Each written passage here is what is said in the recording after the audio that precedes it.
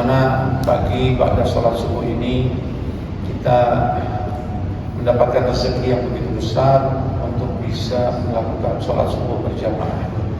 Mudah-mudahan apa yang sudah kita lakukan ini kita mendapatkan keridhaan Allah yang begitu besar karena mengikuti sunnah dari Nabi besar Muhammad SAW. Man sholat subha fi jamaah faqad sholat lailah kullahu. Barang siapa orang yang sholat subuh berjamaah, maka dia dianggap sebagai orang yang sholat pada malam hari sebelumnya semuanya. Berarti kalau kita sholat berjamaah subuh, berarti kemarin maghrib sampai tadi menjelang subuh kita dianggap sebagai orang yang sholat terus, tidak berhenti. Walaupun jam 11 malam kita tidur, walaupun jam 2 masih tidur, tapi tidurnya kita dianggap sebagai orang yang sholat terus. Kenapa? Karena kita tadi sholat subuh berjamaah. Seandainya ada orang yang meninggal dunia tadi malam niat sudah mau sholat subuh berjamaah, walaupun dia tidur, tapi dia tercatat sebagai orang yang meninggalnya dalam keadaan sholat. Husnul khatimah. Mudah-mudahan Allah Subhanahu wa taala memberikan kepada kita zahirun batinan tambah taufik dan hidayah. Semoga kita bisa terus-menerus sampai akhir hayat, yaitu tidak pernah meninggalkan sholat subuh berjamaah. Insyaallah. Amin ya rabbal alamin. Tak lupa salawat dan salam selalu kita haturkan selalu kepada junjungan kita baginda Nabi Agung Nabi besar Muhammad sallallahu alaihi wasallam. Semoga kita dan keluarga besar kita selalu wafai, selalu berhak syafaat di dunia wal akhirah. Insyaallah amin ya rabbal alamin. Yang saya takdimi para asatidz yang tidak bisa saya sebut satu persatu, mudah-mudahan guru-guru kita semua ini dipanjang umur dalam keadaan sehat wal afiat. Kita selalu bisa mendapatkan berkah ilmu dan doa dari beliau semua insyaallah. Alhamdulillah rabbil alamin. Yang Al-Fakir ingin baca yaitu ada satu kitab yang disusun Habib Abdullah bin Haddad Sahib Ratib, yaitu salah satu kitabnya adalah Sabil Intikal. Kitab ini menggambarkan yaitu perjalanan hidup kita dari tidak ada jadi ada, tidak ada lagi dibangkitkan ke masyarakat dan seterusnya. Jadi istilahnya kitab ini ngoncei perjalanan hidup kita. Ini Masya Allah. Ya, sebelum kita membaca kitab ini, mari sama-sama kita kirim Fatihah buat beliau agar kita bisa mendapatkan manfaatnya. Fatihah khusus hadiah dari Allah ada segeratin. Siril Fatihah.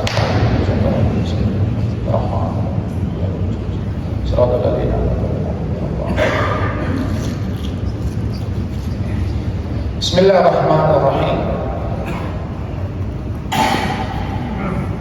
Dulu kita tidak ada di alam roh. Lewat kedua orang tua kita dipindah ke rahim. Lalu setelah dari alam rahim tersebut kita di mana kira-kira? Dunia. Ya sekarang. Setelah dunia kita di mana kira-kira? Kubur. Ya. Kita akan dikubur. Dan ternyata alam kubur itu adalah alam yang paling dekat. Saya ulangi, yang paling dekat yang akan kita tempati. Dah lama sudah. Karena dalam satu riwayat disebutkan amalu ummati ma baina sitina ila sab'in. Umurnya umatku hanya antara 60 sampai 70 tahun. Berarti siapapun dari kita sekarang ini, walaupun rumah kita lantai 5, lantai 7 dan sebagainya, tetapi rumah kita yang besok akan kita tempati kubur. Sehingga mau tidak mau, suka tidak suka, agar kita tidak kaget, agar kita sudah kebiasaan nyaman di rumah, datang capek-capek, aduh kasurnya empuk, pasang AC, enak sudah tidur. Ya, di situ ada makanan, ada kulkas, ada dapur, ada TV yang besarnya luar biasa, sampai rumah enak. Tapi permasalahannya, apakah kita besok waktu dikubur bisa senikmat daripada rumah yang di dunia yang kita tempatkan, atau jauh lebih nikmat? Lah kenapa? Karena dalam riwayat disebut qala sallallahu alaihi wasallam, telah bersabda siapa Rasulullah SAW, al-qawdu imma rawdatun min riyadil jinnan imma hufratun min hufratin nar. Karena Nabi menyebutkan dalam riwayat hadis, ketahuilah alam kubur tersebut terkadang menjadi taman-taman surga. Dan terkadang naudzubillah mendalik menjadi lubang-lubang neraka. Berarti kuburan itu tempatnya cuma dua, yaitu yang satu taman-taman surga, yang satu lagi naudzubillah mendalik lubang-lubang neraka. Berarti apa? Ya yang satu enak, yang satu enak, disiksa. Berarti kalau ini sudah ditetapkan oleh Rasulullah SAW, berarti apa? Hak. Di mana orang kalau sudah dikubur tersebut, ini akan mendapatkan kenikmatan selamanya atau mendapatkan siksa yang tidak berujung. A'udzubillah dari sana, a'udzubillah dari. Monggo. Abu dari.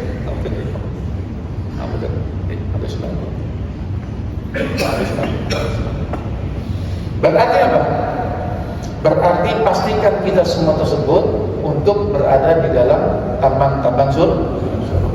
Coba kita melihat ada satu riwayat yang menunjukkan daripada mendukung hadis ini, di mana kejadian tersebut disebutkan.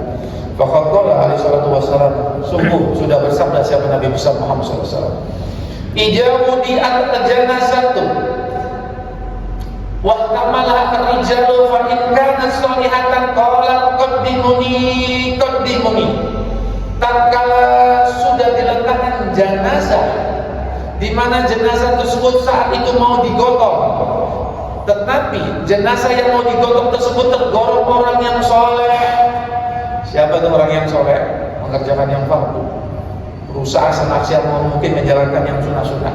Maka kalau orang tersebut orang yang meninggal dunia dalam keadaan husnul khotimah dan soleh, maka jenazah tersebut akan berbicara, dan pembicara tersebut yang cuma bisa mendengar hanya Allah, karena ini penjaga terus. Kita nggak dengar. Apa bicaranya? Qaddimuni, qaddimuni. Cepatkan aku, cepatkan aku. Maksudnya bagaimana? Dia tahu kuburnya di taman-taman surga lebih nikmat daripada dunia, tidak ada bisa dibandingkan. Berarti apa? Kepengin cepat dikubur untuk menikmati taman-taman surga, sehingga dia akan berkata, cepatkan saya, cepatkan saya. Sehingga dalam dunia kenyataan ini kadang-kadang kita kalau mau ngantarkan jenazah orang-orang yang dekat dengan Allah, maka kadang-kadang jenazahnya lari. Cepat. Qaddimuni, qaddimuni. Cepatkan aku. Karena apa? Tempatnya di taman-taman surga. Lalu berikutnya, wa in kanat ghairu shalihatin. Bagaimana nasibnya kalau orang ini bukan termasuk orang yang saleh? Naudzubillah min dzalik. Syariat ditabrak, ditinggalkan, tidak peduli, maksiat dikerjakan. Maka kalau yang meninggal dunia bukan orang yang saleh, dia berkata, ya wailaha ila aina tashabuna biha. Dia berkata apa? Celaka. Mau aku kau bawa ke mana? Celaka. Engkau mau bawa aku ke mana? Dia tahu karena dia bakal dikabur. Dia tahu bakal disiksa, sehingga dia tidak mau untuk dibawa. Kalau dia ini bukan orang saleh, Allah bilang. Kenapa? Cuma terjadi dua hal ini karena Nabi sudah tegaskan. Kubur ini kalau nggak taman-taman surga ya sudah, lubang-lubang neraka sudah. Cuma itu toh. Nah, coba kita lihat dalam riwayat yang lain, sehingga Kanjeng Nabi pun juga mengatakan dalam satu riwayat hadis, ya, ma ra'aitu manzuran illa wal qabru adhamu afdhamu minhu. Aku tidak melihat pemandangan yang lebih mengerikan, yaitu selain kubur. Jadi Kanjeng Nabi menegaskan pemandangan kubur itu adalah pemandangan yang mengerikan. Pemandangan yang mengerikan ini Kanjeng Nabi mengatakan kubur ini adalah pemandangan yang paling mengerikan. Sehingga apa yang terjadi sekarang?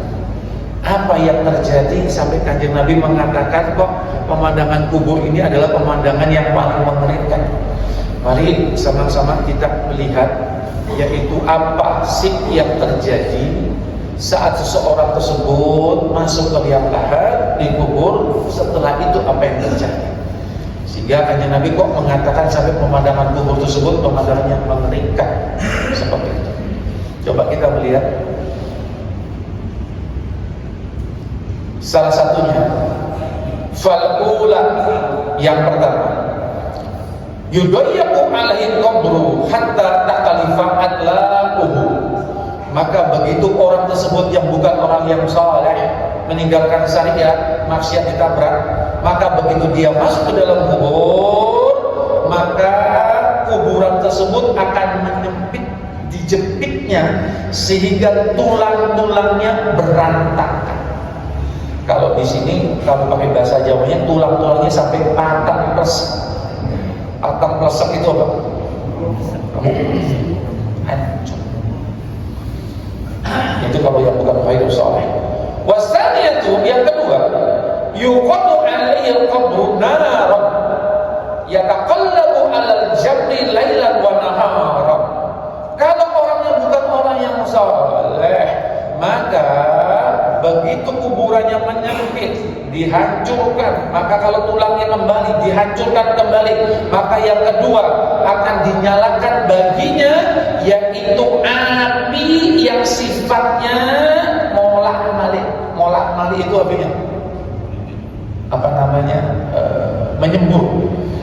Apinya mengelilinginya, yaitu lailan wa naharan, sepanjang malam dan sepanjang siang orang tersebut akan dikelilingi api yang molak-malik. Kita tidak bisa bayangkan juga seperti apa dahsyatnya orang tersebut terlihat seperti apa. Bahkan dalam riwayat hadis yang lain, wasali satu, yang ketiga, yusallatu alaihi fi qabrihi subhanun ismuhu as-suja'ul aqra annahu min narin. Maka selain dipres oleh kubur tersebut, dinyalakan api, masih ditemui dengan ular hitam yang besar, namanya Suja'u al-Aqra, di mana mata ular tersebut berapi. Ya, ini ila akhiri hadis panjang. Ular itu tugasnya untuk apa? Gebukin ya. Digebukin. Kalau sudah digebuk, maka orang tersebut akan besar ke dalam bumi sebanyak 70 zirah. 70 zirah ini 35 meter. Digebuk, masuk, digebuk, masuk, dan sebagainya. Seperti itu. Dan ada hal-hal lain yang merupakan salah satu bentuk siksa kubur. Ini Al-Fakir cuma hanya menyebutkan 3 saja. Ya, berarti kalau ada orang yang bukan khairul saleh, itu ada di tempatnya di lubang-lubang neraka, di mana salah satu dari 3 tersebut yang disebutkan dari hadis, yaitu kuburnya menyempit, tulangnya berantakan, dibakar, dipukul. Seperti itu. Sehingga Kanjeng Nabi berwasiat kepada kita. Wa kana sallallahu alaihi wasallam yubsiru al-isti'azata min azabil qabr. Coba lihat. Ini sekelasnya Kanjeng Nabi, yang surga ini kuncinya dibawa oleh beliau. Beliau mengatakan, yaitu aku memperbanyak berdoa meminta perlindungan dari azab kubur. Sekelasnya Kanjeng Nabi yang tidak mungkin ada siksa kubur buat beliau. Bahkan pintu pertama yang masuk surga Kanjeng Nabi. Ini mengajarkan kita aku memperbanyak, yaitu berdoa untuk meminta perlindungan dari azab kubur. Wa amaru biha, dan aku memerintahkan, aku Rasulullah SAW memerintahkan, yaitu doanya tersebut dalam rangka untuk meminta perlindungan dari azab kubur, fit du'ai alladhi ba'da tasawudi min kulli sholatin. Kanjeng Nabi mengatakan apa? Ayo, mintalah perlindungan dari azab kubur dan bacalah doa tersebut, yaitu setiap sholat pada bacaan tasyahud akhir sebelum salam. Berarti kita ini mestinya kalau Kanjeng Nabi sudah mengatakan diperintahkan dan Kanjeng Nabi memperbanyak fi kulli sholatin, berarti bacaan ini jangan sampai tidak pernah kita kita kerjakan, jangan sampai sekalipun ditinggalkan. Walaupun sholat ba'diyah, walaupun sholat qobliyah, walaupun sholat witir, walaupun sholat duha, walaupun sholat tarawih kemarin, di luar wajib. Kalau wajib ya mesti deh. Apa itu doanya? Begitu kita baca tahiyat fil alamina innaka hamidum majid, sebelum salam maka tambah Allahumma inni a'udzubika min azabil jahannam wa min azabil qabri wa min fitnatil mahya wal mamat wa min syarri fitnatil masih dajjal wa min al-maghribi wal maqsad. Allahumma fil junubi ma qaddamtu wa ma akhartu wa ma asrartu wa ma a'lantu wa ma asraftu wa ma anta a'lamu bihi minni anta muqaddimu wa anta muakhiru la ilaha illa anta. Ini doa ini diperintah oleh Kanjeng Nabi, jangan sampai tidak dibaca. Aku perintahkan. Berarti apa? Doa ini benar-benar salah satu diantaranya menyiapkan kita supaya kita besok meninggal dunia tempat kita taman-taman surga Allah Subhanahu wa taala. Jangan ditinggalkan.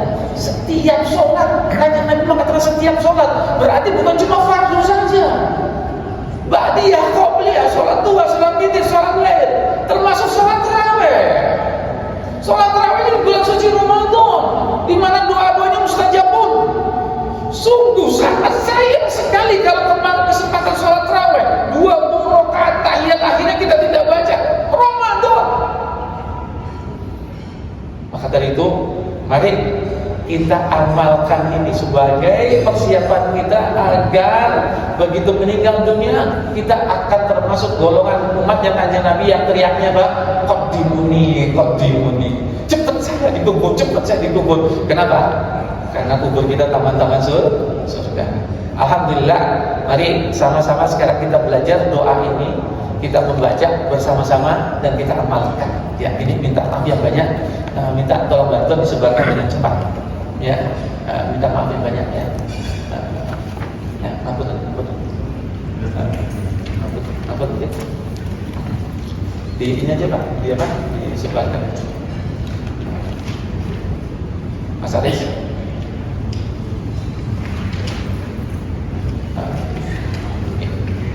Mas Aris tolong diambil di mobil tambahan di belakang, kasih ibu-ibu.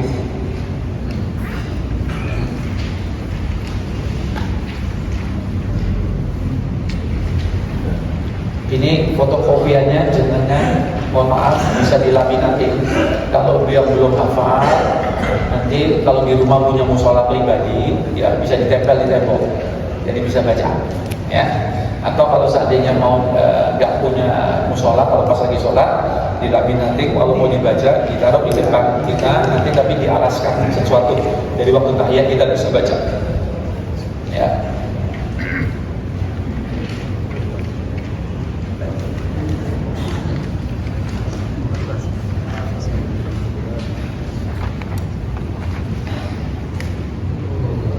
Sudah dapat semua? Oh, Bapak ini belum dapat lagi. Nanti ada bawa sama teman saya di bawah.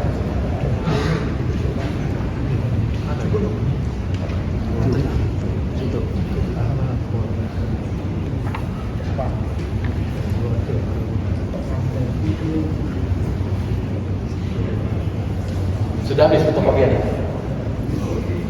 Sudah.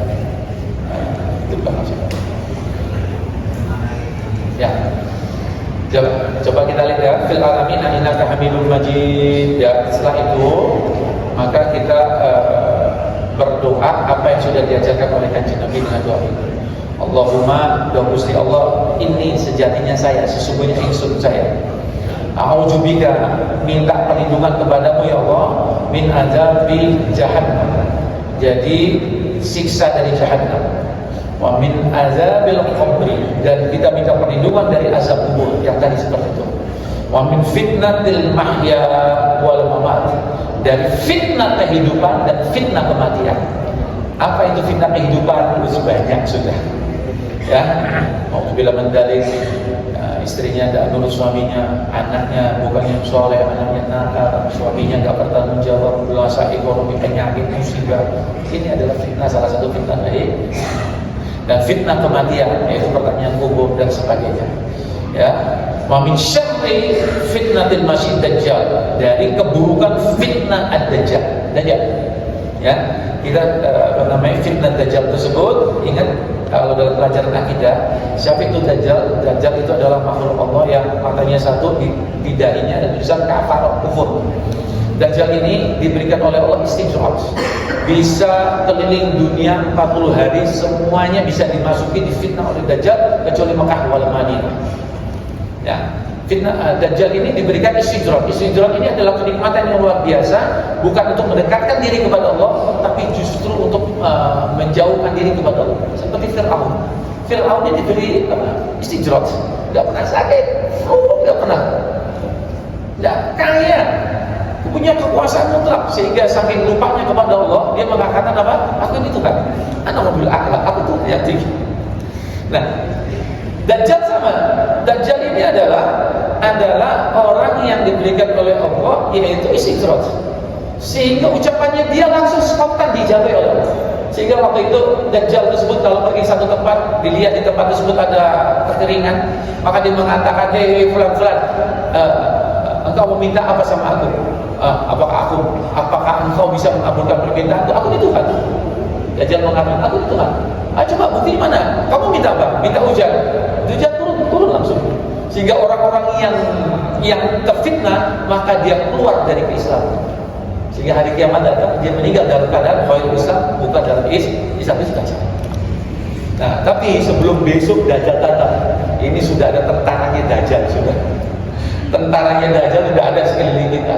Siapa sih tentara Dajjal tersebut? Intinya segala perbuatan yang kita lakukan, segala fasilitas yang kita pakai itu menjauhkan kita diri dari Allah Subhanahu wa taala, itu sudah tentara Dajjal.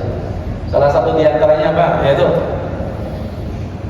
tentaranya Dajjal ini salah satunya namanya Samsung.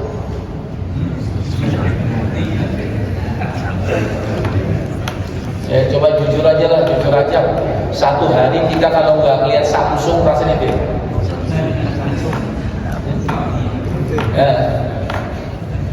Berapa banyak kita buka WA, main YouTube yang nggak karuan ya? Berapa jam dibandingkan dengan baca Quran, banyak banget kira-kira. Kita baca Quran satu ayat sudah pedes gitu. Tapi kalau lihat YouTube 1 jam terasa nggak kira-kira? Ya, ini dia. Nah, lalu coba lihat. Lalu dilanjutkan lagi.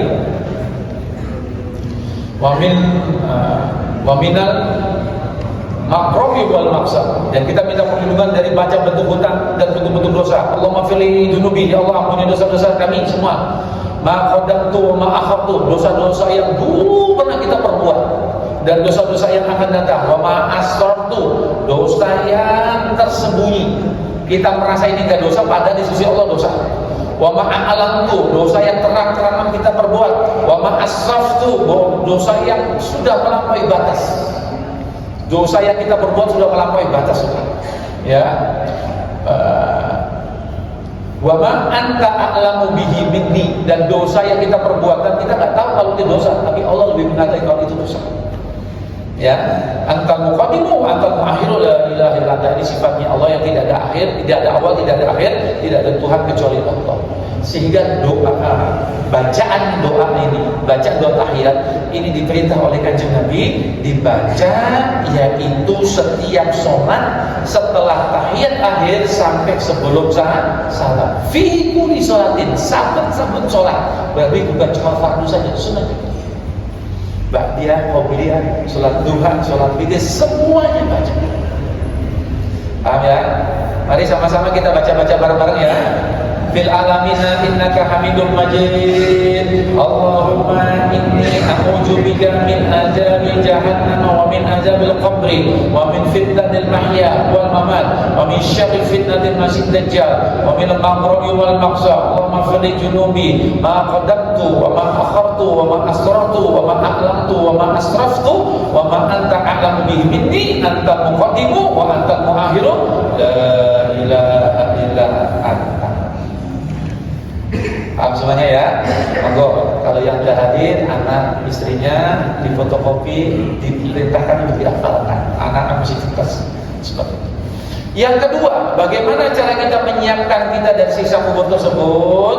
Hanya Nabi berwasiat, suratul Tabarok hiya mani'atun min adzabil qabri. Surat Tabarok Al-Mulk awal juz 29 itu adalah pencegah dari siksa kubur. Suratul Tabarok. Bagaimana cara para salaf mengamalkan? Yaitu pastikan kita ini membaca surat Tabarok setiap hari antara maghrib sampai isya.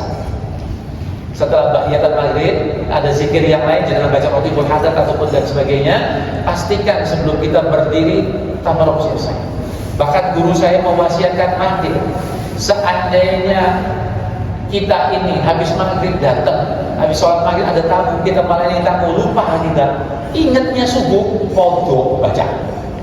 Seandainya subuh lali, ingatnya waktu tua, baca. Berarti apa? Saking temennya surat ini pentingnya untuk dari menghadapi siksa kubur, supaya kita dicegah siksa kubur. Jangan sampai satu hari kita lewatkan tanpa membaca surat Tabarok tadi. Kalau kita sudah biasa loh ya, 3 menit selesai. Awal juz 29, 3 menit selesai. Seperti itu, karena saking besarnya keutamaan surat Tabarok. Paham ya? Yang ketiga, bagaimana persiapan kita tentang daripada azab kubur tersebut?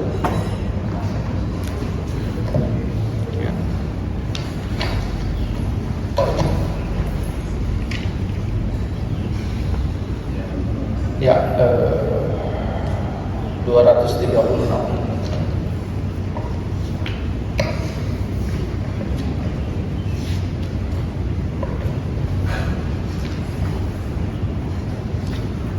Ya. Faedatun, ini amalan untuk mencegah siksa kubur ya. Akhraja al-Ashabini Nabi sallallahu alaihi wasallam Ibnu Abbas radhiyallahu anhu qala qala Rasulullah sallallahu alaihi wasallam, Rasulullah SAW bersabda, man sholat ba'dal maghribi, siapa saja orang yang setelah selesai sholat maghrib, maksudnya sholat sunnah. Setiap sholat sunnah yang dilakukan setelah sholat maghrib sampai sebelum isya namanya sholat sunnah awabin. Walaupun niatnya sholat sunatan ba'dal maghrib, tapi tetap namanya awabin. Walaupun niatnya awabin. Sholat awabin ini minimal 2 rakaat, maksimal 20. Ya, jadi kalau kita mau mengamalkan 6 rakaat, berarti yang 2 rakaat sholat sunatan ba'dal maghribi, setelah salam berikutnya sholat sunatan awabin rakaatain, salam sholat sunatan awabin rakaatain, dan seterusnya. Ya, minimal 2 rakaat, maksimal 20 rakaat. Ya, seperti itu. Siapa saja orang yang sholat ba'dal maghrib rakaatain, 2 rakaat, berarti niatnya bahwa usolli sunatan ba'diyatan maghrib. Ya. Fi lailil jumu'ati, khusus pada malam Jumat. Khusus pada malam Jumat. Enggak yang lain, malam yang lain terserah. Tapi ini amalannya khusus malam Jumat, yaitu sholat sunnah ba'diyatan maghrib yang ada di malam Jumat. Yaqra'u fi kulli wahidatin minhuma, dan membaca surat-suratnya pada rakaat pertama dan kedua setelah Fatihatul Kitab, setelah suratul Fatihah, yaitu idza zulatul ardu zilzalaha wa qul a'udzu asqalaha qala insanu ma ila akhir. Surat idza zulatul zilzalaha ila akhir. Khamsa asra marrah, 15 kali. Jadi rakaat pertama setelah Fatihah baca idza zulatul ardu zilzalaha 15 kali, yang kedua sama 15 kali, khusus malam Jumat. Apa yang disebutkan di sini? Khawwanallahu alaihi sakaratul maut. Yang pertama apa? Besok dia sakaratul mautnya akan ringan. Sakaratul maut ini disebut sakaratul maut itu apa sih? Maut ini kan kematian. Sakarat itu apa? Sakit, pedih. Sehingga Kanjeng Nabi waktu mau sakaratul maut, mau dicabut ruhnya sama malaikat Israil, permisi, ya Rasulullah, minta maaf kalau aku menyakiti itu, aku akan mencabut ruhmu dengan cara yang paling ringan. Sehingga ulama menggambarkan cara yang paling ringan itu apa? Kalau ada benang, itu kalau ditarik di tengah tumpukan tepung, itu tepungnya nggak bergeser. Ini saja Nabi sampai keringatnya keluar. La ilaha illallah sakaratul maut, inal maut sakarat. Kanjeng Nabi mengatakan la ilaha, sesungguhnya maut ini tidak sakit. Seperti itu. Sehingga mari sama-sama kita ini ngamalkan ini. Yang pertama, orang yang mengamalkan tersebut akan dimudahkan sakratul mautnya zabu min azabil qabri, dan dia akan dilindungi daripada azab kubur. Wa yassarallahu jawaza ala sirati yaumal qiyamah, dan akan melewati siratal mustaqim dengan secepat seperti itu. Ya. Nah, dari 3 amalan tersebut yang hubungan dengan sisa kubur, mari kita minta sama Allah paling tidak 1 dikerjakan. Jangan sampai 3-3 saja. Lebih bagus lagi ya 3-3. Ya, seperti itu. Ya, semoga Allah memberikan kepada kita taufik hidayah agar kita bisa mengamalkan ini semua. Ya. Karena ini apa? Ini saking sayangnya Kanjeng Nabi sama kita. Ya, sehingga diberikan syariat-syariat sehingga waktu kita meninggal dunia kita termasuk golongan umatnya Kanjeng Nabi yang teriaknya apa? Qaddimuni, qaddimuni. Segerakan aku, segerakan aku, segerakan aku. Itu. Maksudnya apa? Kok minta segera? Ingin cepat-cepat karena kepingin menikmati taman-taman surganya Allah Subhanahu wa Ta'ala. Dan coba kita melihat ini sami'tu Rasulullah sallallahu alaihi wasallam yaqul. Salah sahabat mengatakan, saya pernah mendengar dari Rasulullah SAW, al-qabru awwalu manzilin minan manazilil akhirah. Kubur ini adalah tempat pertama dari alam akhirat yang kita tempati. Awal, tempat paling pertama. Fa inna jaminhum ma sahihu fama ba'da aisaru minhum. Siapa saja orang yang selamat di kuburnya, maka berikutnya lebih mudah, lebih selamat.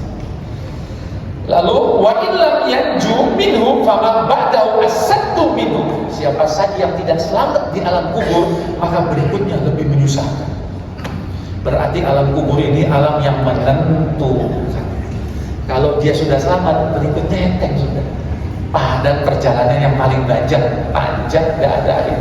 Tapi yang khilafah di alam kubur berikutnya lebih susah. Sehingga alam kubur ini sangat menentukan. Sangat menentukan.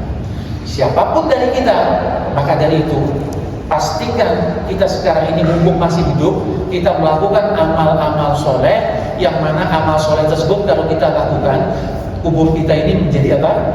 Menjadi apa? Taman surga. Ya. Nah, seperti itu. Ada satu lagi. Ya, nanti kita bahas. Ya. Nah, seperti itu. Ini hal pertama yang saya bahas, yaitu amal-amal yang sebelum kita meninggal dulu. Lalu bagaimana sesudah dengan judul tema ini?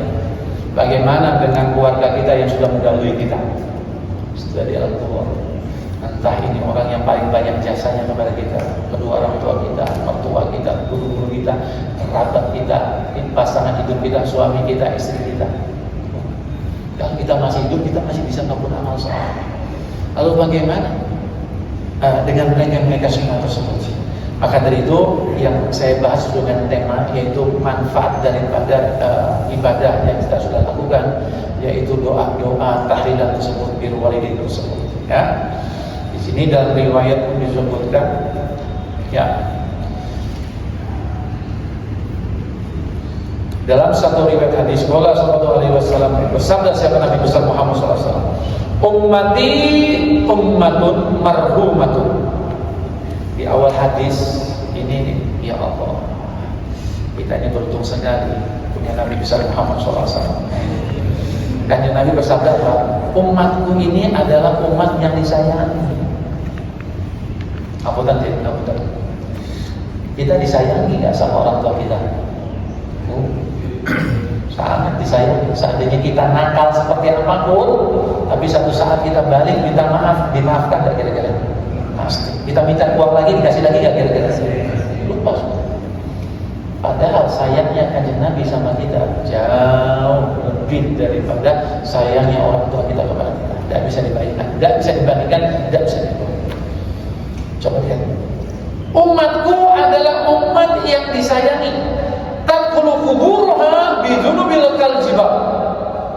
Tatkala masuk ke dalam kubur, yaitu masih membawa sisa dosa yang belum diampuni oleh Allah, kal jibal, seperti gunung banyaknya. Ini gunung ini sebagai bahasa mubalaghah, bahasa hiasan, yaitu ada umatnya Kanjeng Nabi yang meninggal dunia ternyata masih punya dosa yang belum diampuni sebelum meninggal dunia, seperti gunung banyaknya. Berarti Pak, banyak banget dosanya. Banyak banget dosanya. Dosanya ini dan itu, sehingga dia meninggal dunia dalam keadaan membawa beban dosa yang begitu banyak. Berarti alamatnya di mana? Taman surga atau lubang-lubang neraka gitu.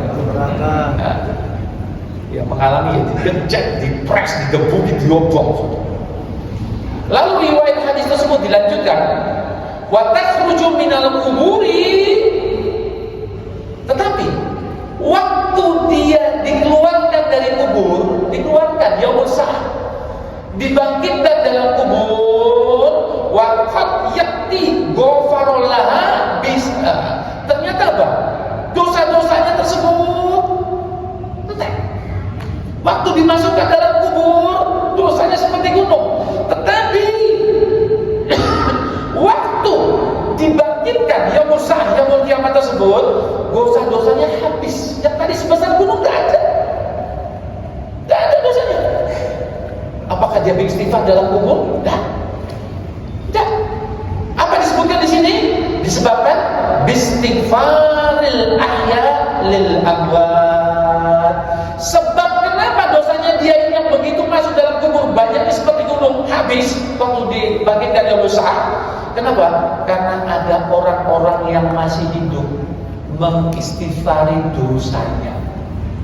Ada orang-orang yang masih hidup ini mengistighfari dosa. Coba lihat, ini syariat yang sangat luar biasa. Kita yang masih hidup mengistighfari dosa saudara kita yang sudah meninggal dunia, ini akan diterima oleh Allah, sehingga penyebab orang yang kita istighfari ini dosanya terangkat. Dalam satu riwayat, coba lihat betapa dahsyatnya doa orang yang masih hidup tersebut. Di sini disebutkan, wa balaqana annahu yab'athul mautah fil manami fasu'ila an hali faqala istaqbalani malakun bi shihabin min nari liyukhriqa bihi wajhi faqala fulanun minal ahyani rahimallahu fulanan fatufihat dzalika sihab. Ini ada satu cerita riwayat. Ada seseorang yang begitu meninggal dunia, maka dia didatangi malaikat dengan membawa meteor yang dari api untuk mau membakar wajahnya. Siap dibakar, mau dilempar meteor. Itu orang ini sangat takut. Tapi tiba-tiba meteor yang dibawa malaikat tersebut padam. Jadi orang tersebut selamat dan tidak terkena dibakar wajahnya. Lah kenapa ini terjadi? Karena disebutkan di sini, yaitu faqala fulanun minal ahya'i, karena ada seseorang yang masih hidup di dunia ini ngomongi orang yang tadi yang di dalam kubur, mengatakan apa? Rahimallahu fulanan, semoga Allah merahmati si fulan yang sudah meninggal dunia. Kalau bahasa Jawanya, kalau kita punya teman yang meninggal dunia namanya Hasan, kita ucapkannya apa? Almarhum Hasan. Kalau teman kita yang perempuan, ibu kita almarhumah Ibu Siti, ucapan almarhum dan almarhumah saja bisa mengangkat sisa kubur. Kenapa? Almarhum ini adalah doa. Semoga Allah memberi rahmat, semoga Allah memberi welas asih kepada seorang. Ini doa. Dan ini kalau kita lakukan berarti apa? Ikuti perintah Kanjeng Nabi. Yaitu apa? Yaitu ada orang yang meninggal dunia, waktu dia dikubur dosanya seperti gunung, waktu diangkat dosanya diampuni oleh Allah. Berkat diistighfar dari orang-orang yang masih hanya sekedar ucapan almarhumah maka diangkat. Maka dari itu, mari biasakan kita menyebut orang-orang sekeliling kita yang sudah meninggal dunia pakai apa? Almarhum atau almarhum. Seperti itu. Nah, lalu bagaimana kalau doa yang sering kita baca malam Jumat, malam Senin, bahkan setiap malam, Ya, doanya susunan panjang, hadiatan wasilah, rahmatan nazilah, wa barakatan samilah, khususon almarhumah fulan, almarhumah fulani, almarhum fulan dan sebagainya. Kita baca Allahumma lahu warhamhu wa'afihi wa'fu Allahumma lahu warhamha wa'afihi wa'fu Allahumma lahum warhamhum wa'afihi wa'fu. Ini doanya, inti dari tahlil doanya ini. Ini komplit semuanya ada di situ. Ya, Allahumma lahu, kalau laki-laki ya, ya Allah ampuni dosa bapak ini, warhamhu, walasi orang ini, wa'afihi, ya Allah selamatkan orang ini, wa'fu, maafkan orang ini. Ini sudah tergabung semua. Kalau mau ditambah yang lain, monggo silakan. Lalu bagaimana kalau kita membaca doa tersebut? Apa yang akan didapatkan dari si mayit tersebut? Coba kita melihat. Ya, 183.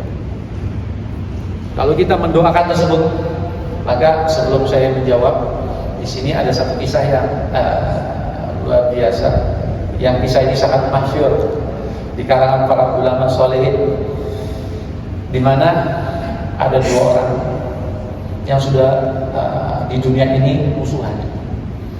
Kalau orang bahasa Jawa, musuhannya ini sampai tulang sumsum. Sudah nggak bisa didamaikan juga. Tapi ternyata yang bermusuhan tersebut itu apa? Podo-podo ngerti Quran kabeh. Mesti jenengan aneh. Apunten kita nih. Biasanya tukang bakso musuhnya siapa kira-kira? Tukang bakso. Karena saya ingat, ya ada pemain sepak bola musuhnya siapa? Siapa? Kalau Ustadz musuhnya siapa kira-kira? Saya nanti bilang balik ya. Nah, ini ada dua orang yang ngerti Quran, musuhan. Ya. Nah, lalu doanya bagaimana kira-kira? Yang satu doa, ya Allah, mudah-mudahan musuh saya cepat mati ya Allah. Yang satu lagi, ya Allah, mudah-mudahan teman saya ini cepat mati ya Allah. Ternyata yang dikabulkan si A, yang B mati dulu. Begitu meninggal dunia, lalu ucapannya si A apa kira-kira ucapannya? Itu kira-kira ya, bukan innalillah ya. Begitu dikuburkan, dia nggak datang, musuh, nggak datang musuh kok. Datangnya kapan? Datangnya pada malam harinya di kuburan. Untuk apa? Kalau bahasa Jawanya Pak, nyukurke. Nyukurke ini bukan pakai bahasa Jawa, tapi pakai bahasa Quran.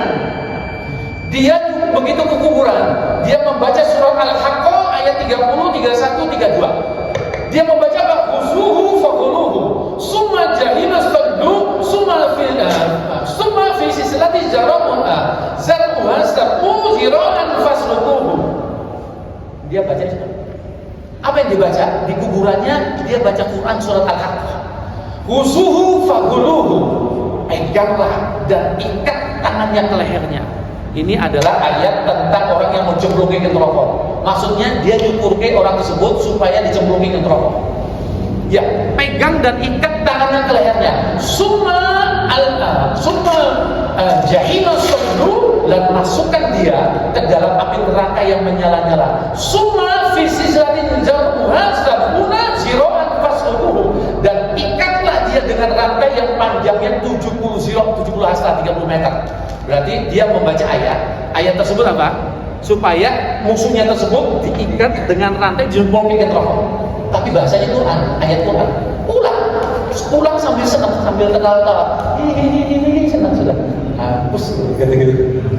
Begitu sampai rumahnya tidur, Mimpinya Bang, ketemu temennya yang tadi musuhnya dikuburin datang. Tapi apa? Bukan di neraka, wajahnya putih berseri. Bahkan tersenyum, mengatakan, ya Fulan, terima kasih atas 3 kiriman ayat Quran yang kau baca di depan kubur saya. Berkat 3 ayat tersebut yang kau hadiahkan buat aku dosaku diangkat oleh Allah Subhanahu wa Ta'ala. Lihat, ini ayat ini adalah ayat Quran yang sifatnya ancaman. Bisa berfaedah mengangkat dosanya ahli kubur. Lalu bagaimana kalau yang kita baca ayat tersebut yang diperintahkan oleh Kanjeng Nabi besar Muhammad SAW yang berkenaan dengan orang yang sudah meninggal dunia? Apalagi tidak lain tidak bukan Iqra'u Yasin ala mautakum. Bacakan surat Yasin bagi orang yang meninggal dunia. Tentu jauh lebih bermanfaat. Jauh lebih bermanfaat. Ayat ancaman saja karena benci dihadiahkan sampai dan bisa mengangkat dosanya orang tersebut, apalagi kita membacanya dengan penuh kasih sayang dan ayat-ayatnya yang memang diperintah oleh Kanjeng Nabi Muhammad sallallahu alaihi wasallam. Sehingga ya, amaliyah yang kita lakukan mengirimkan doa-doa ataupun yang lainnya kepada ahli kubur tersebut, ingat, sangat-sangat bermanfaat. Tetapi saya pakai koma, terkadang kita ini tidak mendapatkan bagian manfaat dari orang yang masih hidup mendoakan kita. Walaupun syariat ini sudah ditetapkan di Quran surat Ibrahim, Rabbana firli wali walidayya wa jamil mu'mina yauma yaqumul hisab. Ini perintah Allah secara langsung. Ya Allah, ampuni dosa saya dan ampuni juga dosa kedua orang tua saya dan ampuni juga orang mukmin semuanya besok di kiamat. Dan ini kan dipakai waktu khutbah Jumat. Ya, khutbah Jumat yang kedua, ya. Yang terakhir itu kalau nggak dibaca nggak sah Jumatnya. Allahumma fir lil mu'minina wal mu'minat. Ya, muslimin wal muslimat minhum wala. Ini dibaca ya. Tetapi anehnya apa? Kita ini, sebagian dari kita ini, waktu besok meninggal dunia, naudzubillah min dzalik, tidak mendapatkan bagian yang sama. Tidak didoakan oleh orang yang masih hidup. Siapa orang tersebut? Tentu sangat rugi. Tentu orang ini sangat rugi. Sampai Kanjeng Nabi itu mengatakan, laula ahya'ulah adilal amwat. Ciloko. Siapa? Orang yang sudah meninggal dunia kalau bukan karena doanya orang-orang yang masih hidup. Sekarang, apakah kita mau menjadi orang yang celaka tersebut yang tidak didoakan oleh orang yang masih hidup? Tidak. Jawabannya. Lalu mari kita pahami, siapa orang-orang yang besok meninggal dunia yang tidak didoakan tersebut.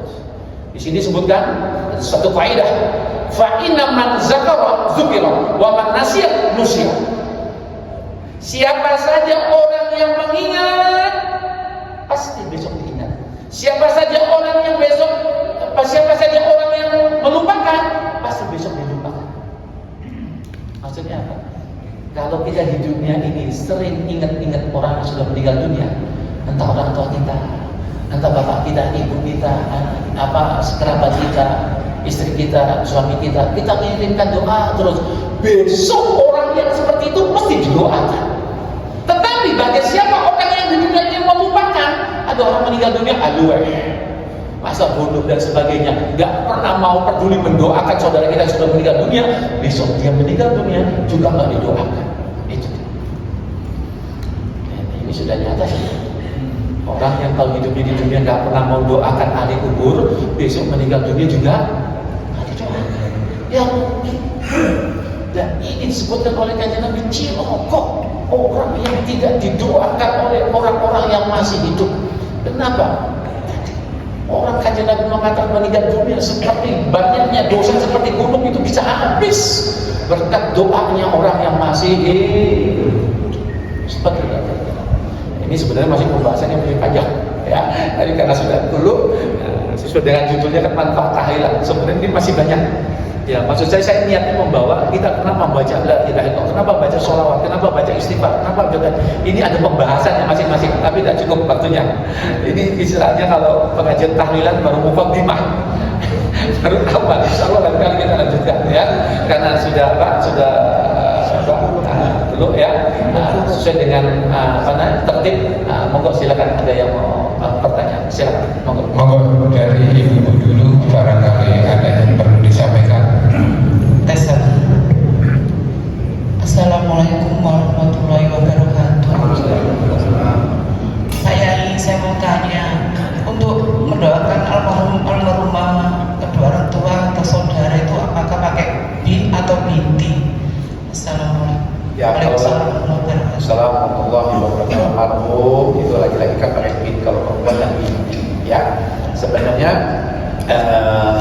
ini pertanyaan yang bagus. Ya, kadang-kadang kita doa ada kata-kata yang namanya apa? Khususot. Ada kadang dijamak. Ya, kalau pakai bin itu kan alamatnya jelas. Walaupun Allah Maha tahu. Kalau kita tidak tahu pakai bin Abdullah atau binti Abdullah. Semuanya ini hambanya Allah Subhanahu wa Ta'ala. Tetapi kalau kita doakan khususnya untuk orang tua kita, pasangan hidup kita, suami istri kita, lebih enak itu pakai khususon. Kenapa pakai khususon? Ya, coba kita lihat ya. Di sini sebutkan wa yurwa anna budaya al-ahya'i lil amwati min shadaqati wa du'a'i wa qiraatul Qur'an ta'tihim bihal malaikatu fi albaqin min nurin. Sesungguhnya pahala sedekah yang kita hadiahkan, doa-doa yang kita sedekah hadiahkan, bacaan Quran yang kita sedekahkan, yang kita hadiahkan untuk arwah-arwah tersebut, maka pahala tersebut akan dibawa oleh malaikat dan akan mendatangi kita di alam tubuh kita berupa cahaya. Disebutkan di sini,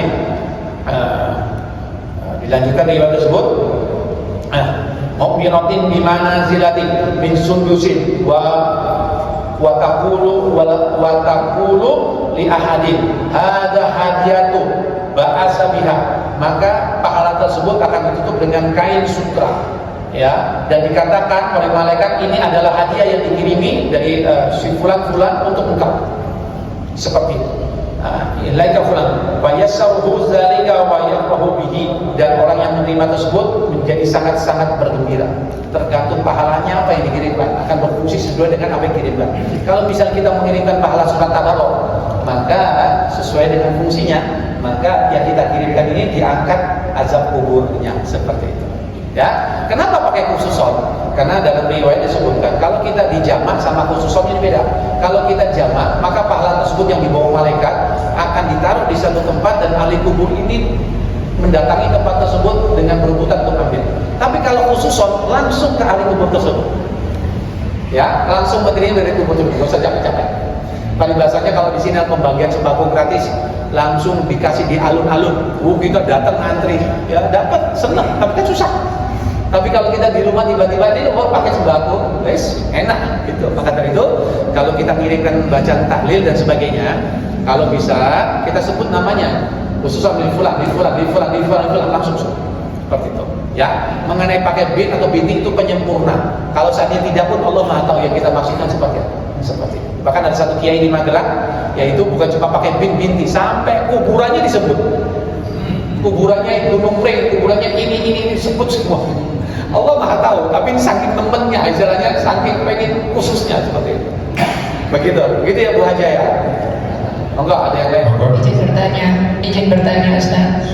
Menyambung pertanyaan Ibu tadi tentang doa kepada almarhum atau almarhumah.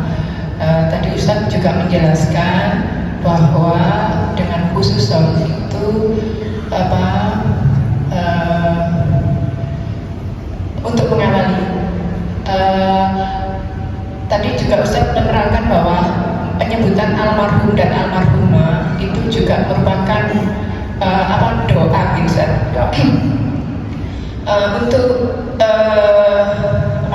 doa khususon itu kita juga sekalian khususon ila ruhi wa jasati, atau hanya khususon ila ruhi aja untuk mengawali doa kepada almarhum atau almarhumah, dan kemudian disambung sekalian dengan menyebut kata almarhum dan almarhumah juga kah sebelum nama kita ucapkan untuk mengawali doa kepada ahli kubur menikah Ustaz? Ya. Yang pertama Ustaz, yang kedua ngapunten. Saya kira cukup satu aja Bu, karena di Bapak juga banyak yang tentang saat awal. Mohon maaf Bu ya. Jadi minta maaf yang banyak Bu Haja. Jadi kalau biasanya kalau kita tahlil secara umum banyak, biasanya kan sumalaruh fulan bin fulan, sumalaruh fulan bin fulan dan sebagainya. Sumalaruh kepada ruh ini. Tapi kan nanti doanya ada Allah maghfir lahum warhamhum wa'afi wa'fu. Itu kan salah. Ya Allah semoga rahmati dan sebagainya. Tapi kalau kita tahlil sendiri di rumah loh ya, untuk bapak kita sendiri, summa ilaruh almarhum Bapak Hasan bin Husein. Kalau kita di rumah sendiri, ya kan cuma sedikit. Tapi kalau kita mimpin tahlil yang orang ngasih setoran nama 100, jadi kepanjangan. Jadi biasanya cuma ilaruh, tapi kan doanya juga ada. Nanti Allah maghfir lahum tadi, warhamhum wa'afi wa'fu, seperti itu. Paham ya? Jadi kalau kita sendiri di rumah, silakan dikompleti sumalaruh almarhum bapak kita, almarhumah ibu kita. Begitu maksudnya. Gitu Bu ya. Jadi biar komplit gitu ya. Seperti itu. Gimana? Assalamualaikum warahmatullahi wabarakatuh. Assalamualaikum. Ustaz, kalau ada orang mau nazar ya, biasanya dibacakan surat Yasin. Ya. Sebagian kelompok itu menyalahkan, dia merujuk ke hadis Rasulullah SAW, lakitu mautakum bila ilaha illallah. Mohon penjelasan. Masya Allah. Jadi gini, ini pertanyaan yang bagus, ya. Masya Allah. Hadis ini banyak sekali. Setiap satu riwayat hadis tidak lain tidak bukan Kanjeng Nabi ingin menyelamatkan kita kalau kita kerjakan. Ya, jadi banyak sekali. Yang tadi hadis yang saya baru bacakan, yaitu apa? Iqra Yasin ala mautakum. Ala mautakum ini kalau dari segi bahasa, ini artinya dua: sebelum meninggal dunia atau setelah meninggal dunia. Ya, sebelum meninggal dunia atau setelah meninggal dunia. Ya, itu kalau kita dibacakan talqin la ilaha illallah, itu juga riwayat hadis saja. Makanya akhirul kalam la ilaha illallah dakhul jannah. Siapa saja orang yang akhirnya ucapannya la ilaha illallah itu masuk surga Allah Subhanahu wa taala. Dan ada riwayat lain yang ucapan-ucapan sebelum meninggal dunia. Banyak sekali riwayat tersebut. Sehingga kita jangan menafikan, meniadakan satu hadis dengan meniadakan hadis yang lain kan.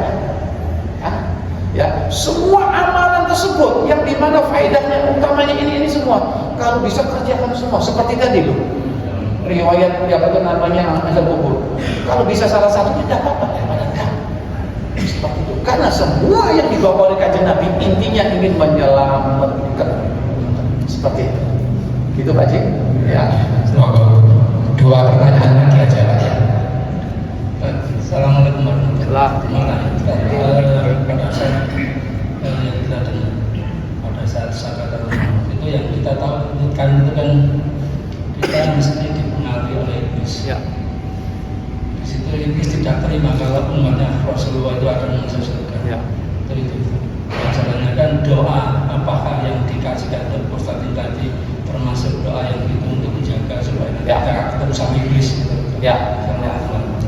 Assalamualaikum warahmatullahi wabarakatuh. Itu benar-benar apa yang terjadi di mana salah satu fitnah yang terbesar, saat sakaratul maut, karena di situ syaitan dan iblis dan sebagainya akan rebutan untuk supaya menarik daripada iman.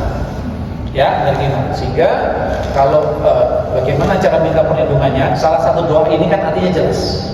Ya Allah, lindungi saya daripada yang salah satu tadi azab kubur.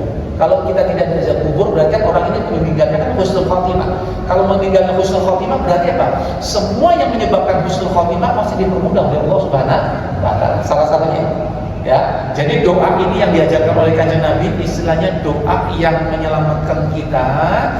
Salah satu menyeluruh. Ini kan sampai disebutkan minta selamat dari hutang, dari fitnah kehidupan, fitnah kematian, dari fitnah dajjal, fitnah jahanam, fitnah kubur, semuanya. Seperti itu salah satunya amaliyahnya seperti itu.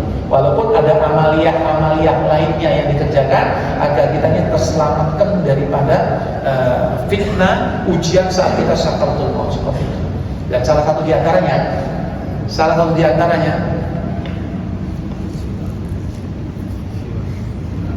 kemarin kita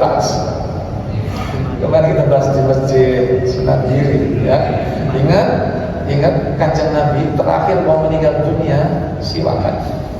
Karena dalam satu kitab saya gak bawa kitabnya. Kalau kita sering siwak tersebut maka akan mempermudah kita saat sakaratul maut mengucapkan la ilaha illallah. Akan mempermudah dengan siwak. Sehingga kalau ada orang yang mudah ingat la ilaha illallah, syaitan tidak ada sekali. Karena dia ingat siwak ini sunnah terakhir yang dikerjakan oleh Kanjeng Nabi. Seperti itu. Assalamualaikum warahmatullahi wabarakatuh. Bismillahirrahmanirrahim. Ustaz mau bertanya, untuk amalan membaca doa setelah tasawuf akhir ini kan agak panjang Ustaz ya. Masalahnya kebanyakan imam itu terlalu cepat untuk melakukan salam sehingga kita tidak sempat membaca doa ini. Bagaimana solusinya Ustaz? Ya. Assalamualaikum warahmatullahi wabarakatuh. Kalau kita posisi sebagai makmum, imam baca terlalu cepat, gak apa-apa, kita kerjakan. Karena apa? Begitu imam salam, kita belum selesaikan. Ya misalnya kita selisih sama imam misalnya 1 menit, tidak apa-apa, karena kita tidak membatalkan sholat kita, karena kita ini tidak ketinggalan 2 rukun fikih berturut-turut, karena itu imam sholatnya sudah selesaikan. Ya, selesaikan. Ya. Nah, tapi lain halnya kalau kita ini sholat di mana kemarin kan ada viral tuh di Jawa Timur mana itu, sholat taraweh 20 rakaat 7 menit. Nah, ini nggak bisa baca ini jangan. Maka eman. Jadi sholat tarawih itu bulan Ramadan, doa mustajabun, doanya diterima sama Allah. Loh kok sholat tarawih nggak dibaca? Kalau misalnya kelamaan, paling tidak ya rakaat pertama lah baca. Rakaatnya apa? 2 rakaat pertama baca, yang lain tidak apa-apa. Tapi jangan sampai tidak dibaca. Karena Kanjeng Nabi apa? Aku memperbanyak doa ini dan aku perintahkan. Loh, Kanjeng Nabi nyontohin memperbanyak setiap sholat dan aku perintahkan.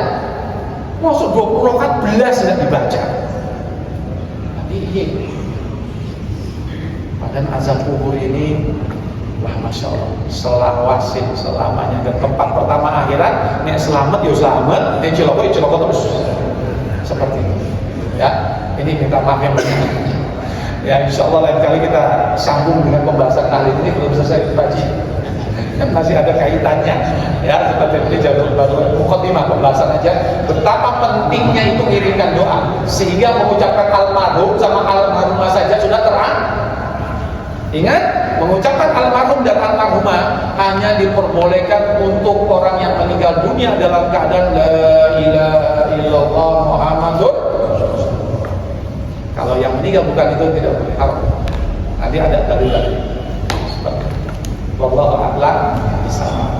Kurang lebih maaf, mudah-mudahan yang sedikit ini manfaat ya. Tandanya manfaat apa? Kita amal. Bismillahirrahmanirrahim. Alhamdulillahirabbil alamin. Dzikri sayyidina Muhammad na'im Muhammad wa afihi wa majida. Allahumma salli wa sallim wa barik ala sayyidina Muhammad sayyidina Muhammad sallallahu alaihi wa sallam ma fi imla. Salatan wa salaman daimain ila wa rasulil ghafir rasulana. Allahumma fir rasulana wa li walidayna wa li haqqan alaina wa fir ummati sayyidina Muhammad. Allahumma salli ala sayyidina Muhammad wa farid sayyidina Muhammad. Allahumma hdi sayyidina Muhammad. Allahumma arham sayyidina Muhammad. Allahumma ansur sayyidina Muhammad khususan fi Palestin. Allahumma salli ridhaka wal jannah wa na'udzu bika min sakhatika wan nar. Allahumma hdina fi man hadait wa afina fi man afait wa tawallana fi man tawalait wa barik lana fi ma atait wa qina bi rahmatika syarra ma qadait. Allahumma salli min hari ma salafa minhu abduka Muhammad sallallahu alaihi wasallam wa ibadaka salihin wa na'udzu bika mimma sasana minhu abduka Muhammad sallallahu alaihi wasallam wa ibadaka salihin. Allahumma arzuqna bi sayyidina Muhammad sallallahu alaihi wasallam dhahiran wa batinan fi afiyatin wa salamatin bi rahmatika ya arhamar rahimin. Jazakallahu sayyidina Muhammad dan khairat. Jazakallahu sayyidina Muhammad dan ma huwa ahluh. Ya Allah biha ya Allah bi husnil khatimah rabbana atina fid dunya hasanah wa fil akhirati hasanah wa qina azabannar. Sallallahu alaihi wasallam Muhammadin wa ala alihi wasallam. Subhana rabbika rabbil izzati amma yasifun wa salamun ala mursalin walhamdulillahi rabbil alamin. Qabul sirrul Fatihah.